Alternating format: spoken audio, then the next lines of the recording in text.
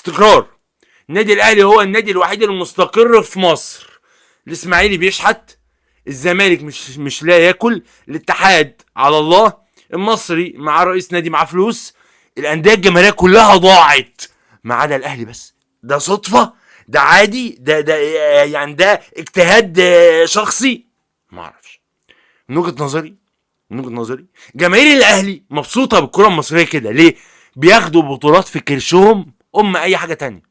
تخيل لو الكره المصريه مره واحده في اسماعيلي، زمالك، اتحاد، مصري، محله بينافسوا على الدوري، ومعاهم بيراميدز ومعاهم سيراميكا بقى والانديه اللي هي بتاعت الشركات دي، هتلاقي دوري قوي. الاهلي هياخد الدوري كل 5 6 7 8 سنين مره، لكن هم بياخدوا الدوري كل سنه. خلاص هم متكيفين ومرتاحين. مفيش عداله في الكره المصريه. مفيش عداله في الكره المصريه. مفيش سواسيه في الكره المصريه. الكره المصريه فيها اهلي بس.